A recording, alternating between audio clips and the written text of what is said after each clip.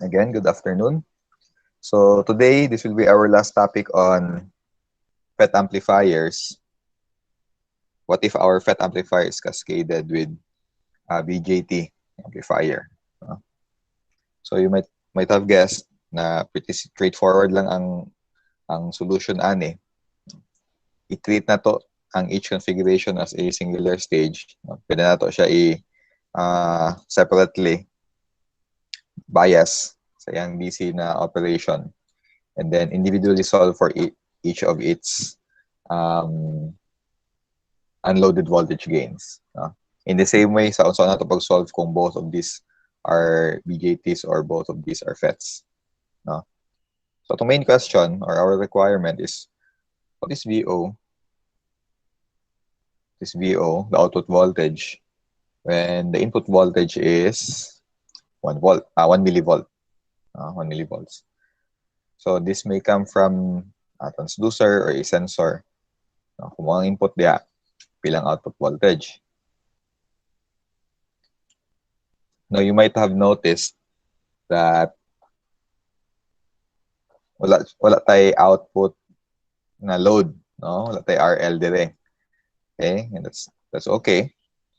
And wala po tay input nga RS, no? Input resistance. And again, okay na siya. Ang dili lang nato ma-solve siguro is we cannot solve the voltage gain with the effect of RS kay wala tay RS. So saan lugar pag solve sa total voltage gain AVT, no? Wala man tay load. And ang AVT is kuan man, both are loaded voltage gain, TRL. So what do we do? Okay. Kay mo man atong need, no? Ultimately, mo ginatong need para ma-solve ni nga problem. Kailangan natin makabalo kung pila ang total voltage gain. Because if mukuha na to, igot naman natin i-multiply sa VI. No? We will multiply the overall voltage gain with the input voltage to get the output. Because gain is equal to output over input man. So, given input, given gain, kuha na itong output. So, ang question is, or the initial question supposed to be is, what is the overall voltage gain, AVT? No? To get that, you need to multiply the voltage gain of the first stage and the voltage gain of the second stage. And atong na-remember before that both of these should be loaded. No? Loaded voltage gains. But wala man tayo load there eh. No? So, well, in this case, wala tayo mabuhat. Si AV1 lang atong loaded. Si AV2, we have no choice but to use its unloaded voltage gain. Maybe said na AVT wouldn't be that practical daw, no? Dito na siya naka-realistic, pero just for a start, we could safely assume this one, no? To be correct. Yung overall voltage gain provided ulay RS o ulay RL could be this one. Si AV1 lang ang loaded, si AV2 wala. To get the total, kita na itong duha. And also remember that ang load ni AV1 is si input impedance ni second stage amplifier or ni BJT amplifier. So, makibali na iyang RL. No? Kung isolve na nato later, iyang loaded voltage gain. Okay, so I think that's it. Given naman tanan. Given na itong mga device parameters. This one. Assume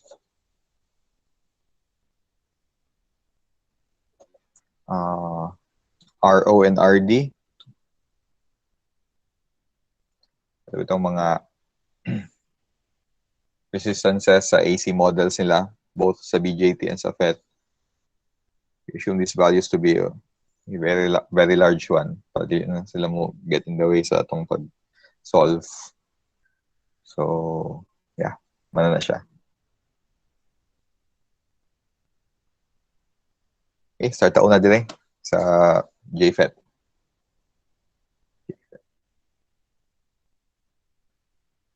If you have your formulas, pwede na mag-refer. So, ganito siya, self-bias. Self-bias na JFET. Self-bias JFET, VGS is negative IDRS. I think mo na itong need. For JFET, VGS is negative IDRS. Shockley equation, ID is IDSS 1 minus VGS over VP squared. Let ID be equal to X. X is equal to IDSS is 10 milliamperes. 1 minus VGS is ID.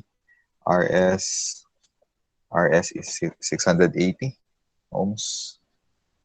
680 times X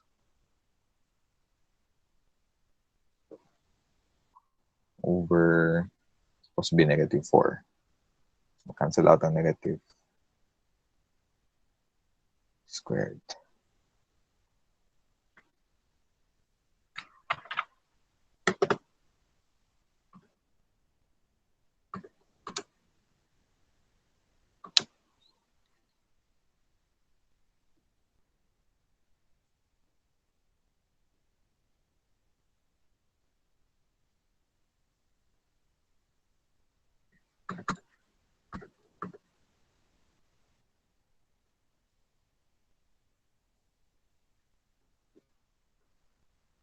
Okay, natin sa konsol ni.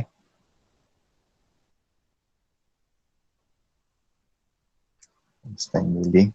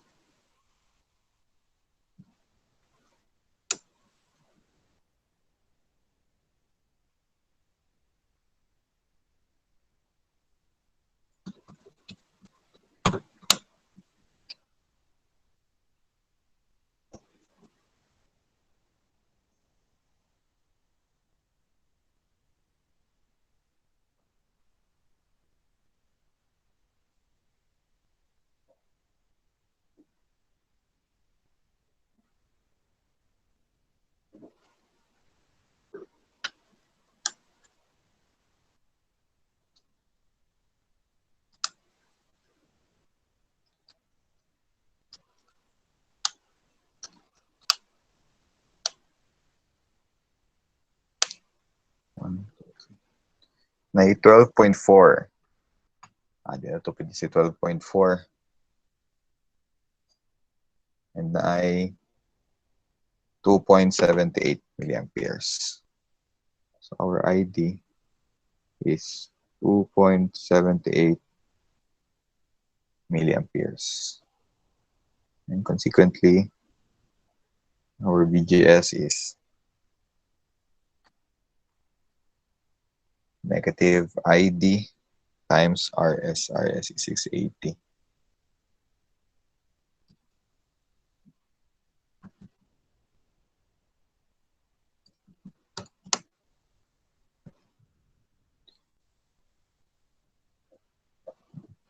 So multiply lang ni si ID og RS, which is 680.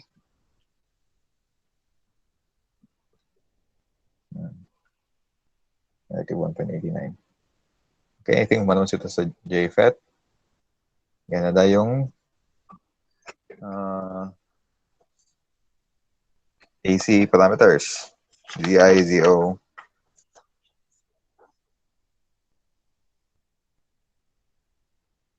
AV. ZI is RG. ZO is RD. Negative GM RD. AV. Okay.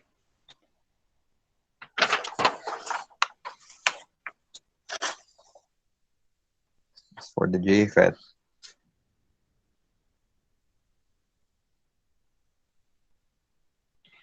RG, which is 3.3 mega.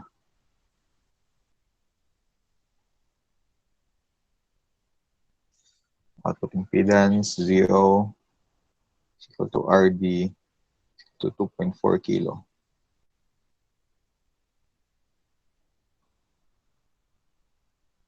AV, AVNL, at least, is negative GM RD. Patay GM. GM is equal to, sa itong formula for GM,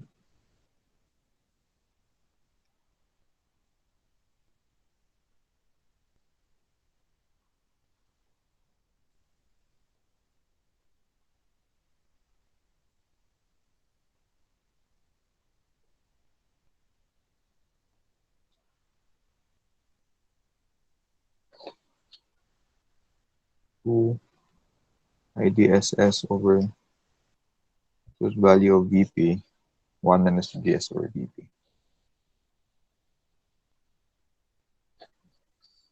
Yeah.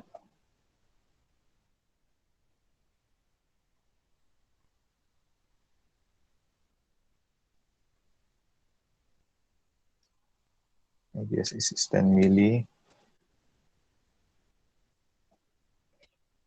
VP is 4. 1 minus VGS is negative 1.89. So minus 1.89 over 4. Tara, okay naman na.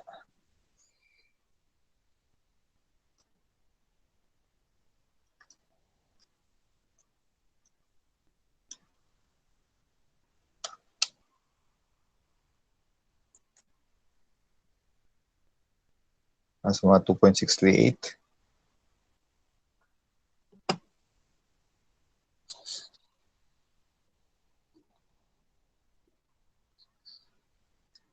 Therefore, multiply lang yung 2.4K ng RD. Ano tayo voltage gain.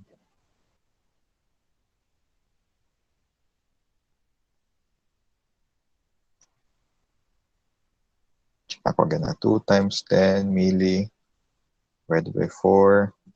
1 minus 1.89 divided by 4. So, wala squared. 2.6375. 638 times 10 to the negative 3.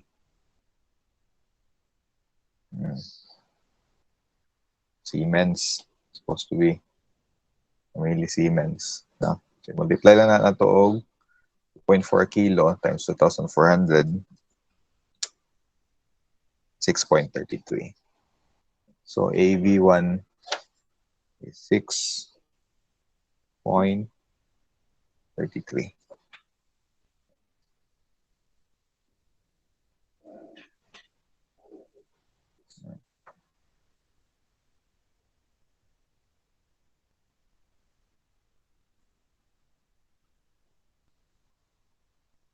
Di pa nato ma-solve si AV1 na loaded kay nakablo pala input impedance ni second amplifier. Okay. So, ito sa second amplifier, which is also which is a voltage divider. 15K, 4.7K, 2.2K, and 1K. 20 volts, beta is 200. Simple na ni siya for us. VTH una, kay voltage divider man.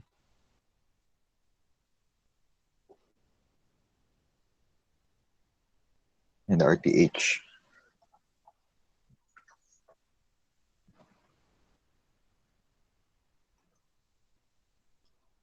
RTH 1/1/15K plus 1/4.7K.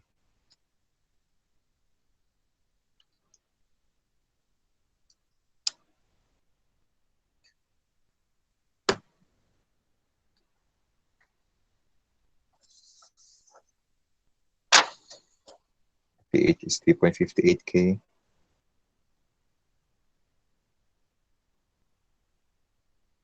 VTH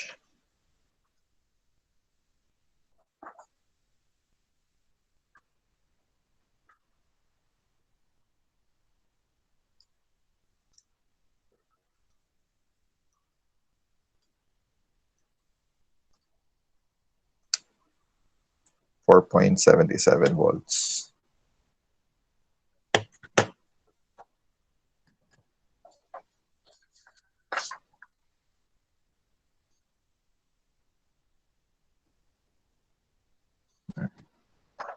Next is IE and IB. No? And I think si IE na ganito magamit. So for voltage divider, IB is VTH minus BBE, RTH plus beta plus 1 RE.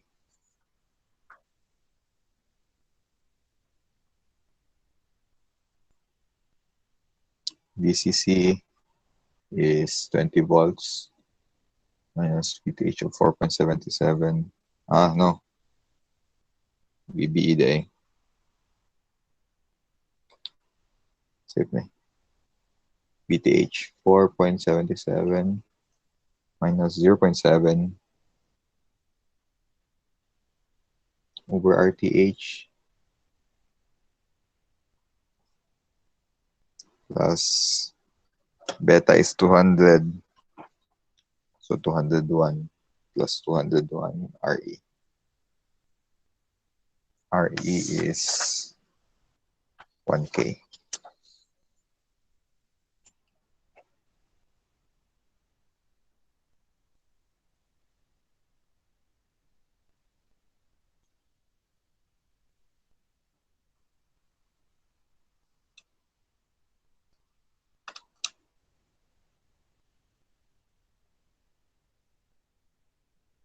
Almost 20 microamperes. Therefore, IE is beta plus 1 IB, meaning times 201.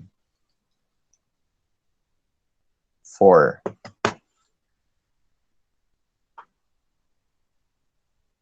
milliamperes.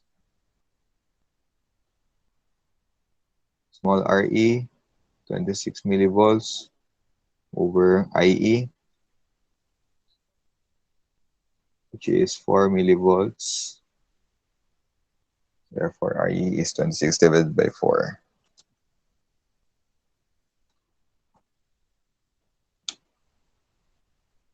6.5.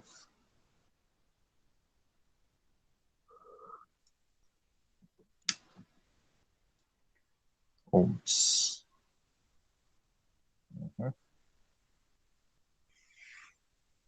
Next is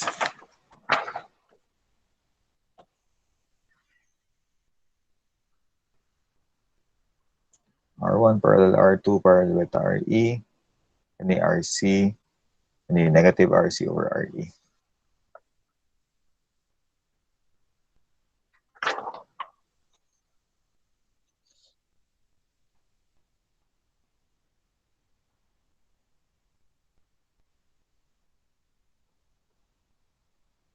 So, muna siyang formula, R1 parallel R2 parallel beta RE.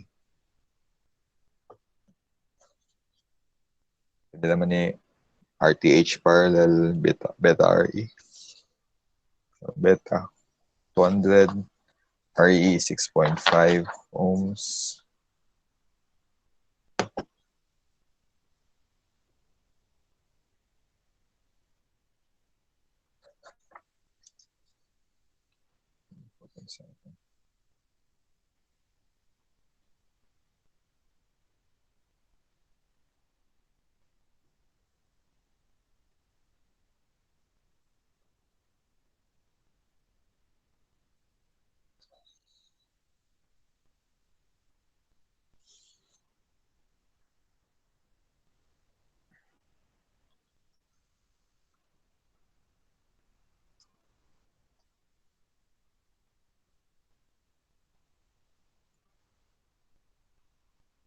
nasa mga 954.6. Input impedance 954.6 ohms.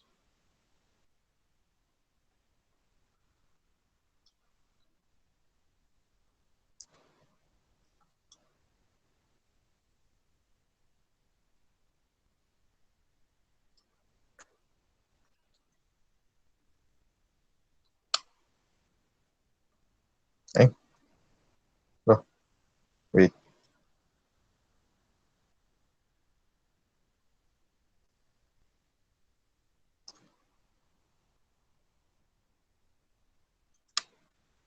Lagay 950.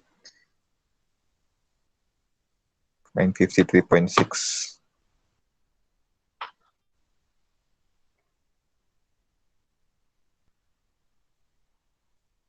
ZO. Our voltage divider is RC and negative RC over RE. The RC is a given 0.2K. So ZO is 2.2K. AV2 is negative RC over RE.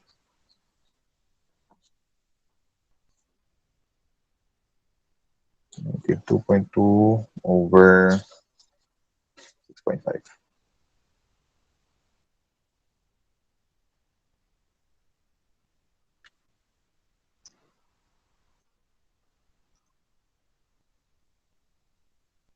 To 8.5.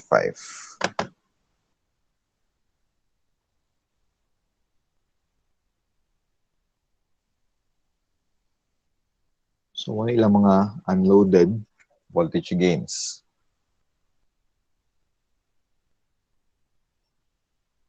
To 8.5. So, kung 3 to 8.5, mo na siya ito ibutang dire. Later, para i-multiply sa loaded gain sa stage 1. So, itong formula for loaded AVL, AVL1, AVNL, RL over RL plus 0.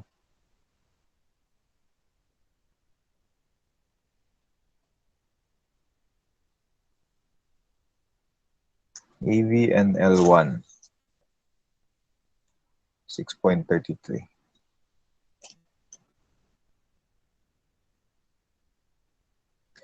RL is ZI ni stage 2. ZI ni stage 2, 953.6 ohms.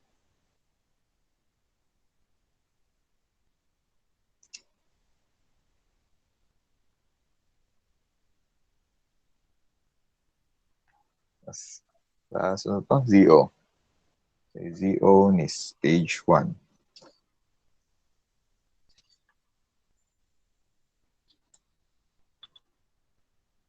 2.4K.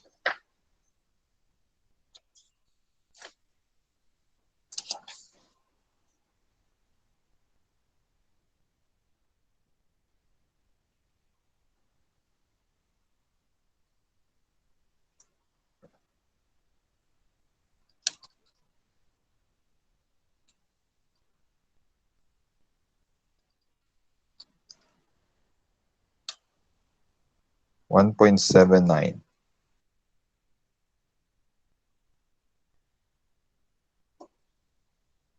Negative pa eh. 6.33 negative man din na siya, no?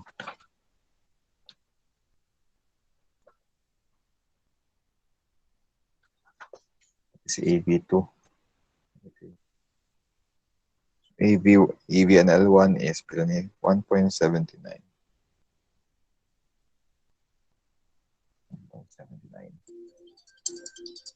Wait a second.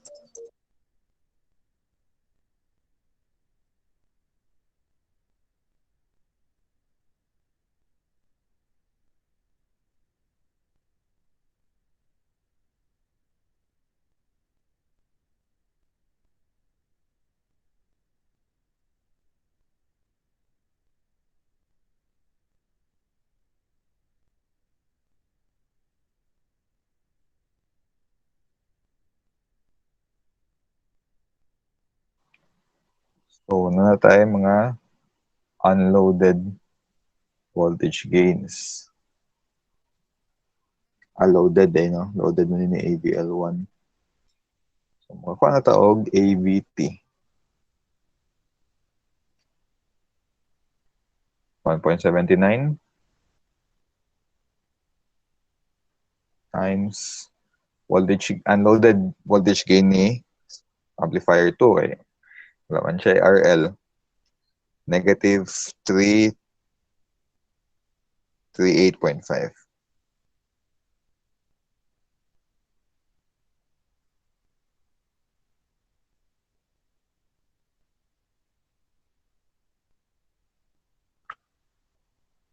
Negative this ang duwa.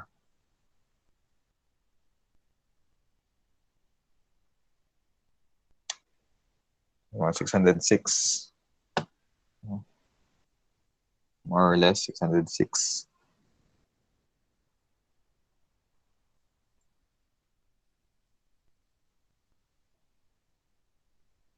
Therefore, when VI is equal to 1 millivolts,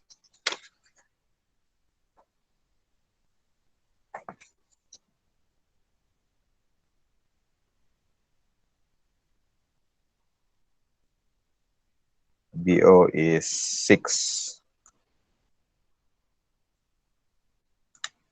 point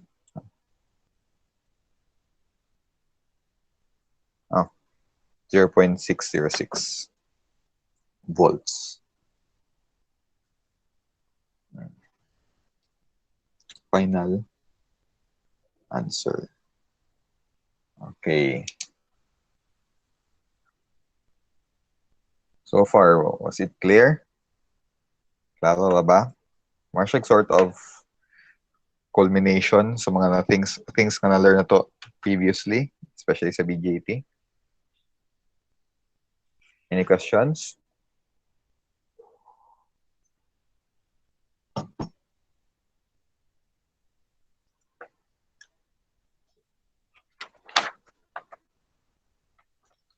So it's convenient to have your summary tables close by. At the same song about karon, wala na ko nag-derive, wala na nag-derive. Ito na ito nag-refer sa table. Anyway, na-prove naman natin na before nga tinood yun itong mga formula.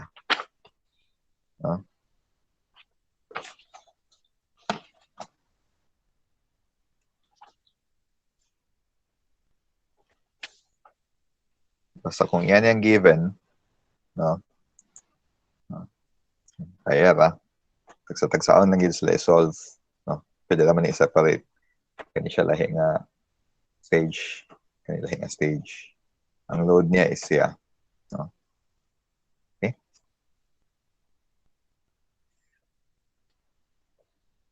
Any questions? Is it clear? Okay, if wala na, maybe I'll just post something for you to do. Reminder day, no? Another reminder. Lagi. Maupod akong duda ron. Especially kung I'm not sure kung mabantay mo akong isa ka device sige kasunod gawas. No, kaya na siya basta kaya sudan lang og record. Kanya pa ni akong laptop si reconnect.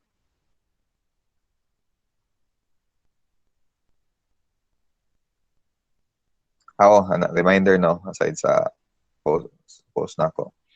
For next meeting,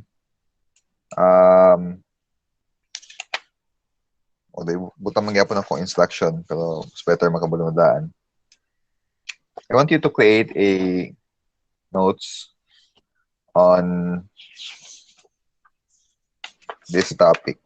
Okay. This will be our topic for next week before ta mag-break for Holy Week. Gamay lang, no? 1 page may be enough. Cornell notes on TTL versus CMOS. Kana lang. Yes, Cornell note gyapon. Short lang. Sure ko. Short lang yun ni. 1 page. what are TTL or what is TTL, what is CMOS, say differences nila, say advantage sa one over the other. And buta nga pag sources, no? Kung saan nga source inyong refer, whether book ba or website. Okay? Okay, mamaya itong topic for next meeting. At least ma-aware ta daan kung saan sila. Okay, before ko mo go deeper on what CMOSs are. No? So, kato lang. I might post something for you to do in application sa Cascaded BJTs and FETs. Pero if wala na questions, I think i-rewatch na lang. I-rewatch na lang yun ng video sa YouTube. And pwede na tayo mo dismiss.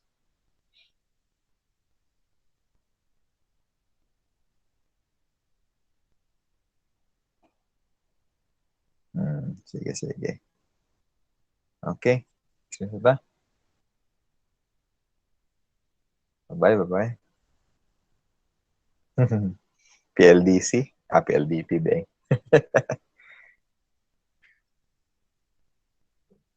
Pero lang di ka connect.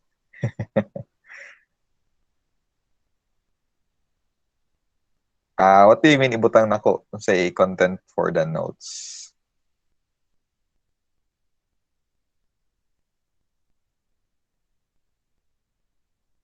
Sa kuan, sa e-learn. I-post lang gyapon. I-post nako sa e-learn ang instruction ani. Mo yung pasabot dayan.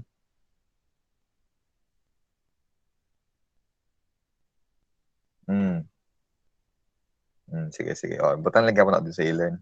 Ani. Sige, sige.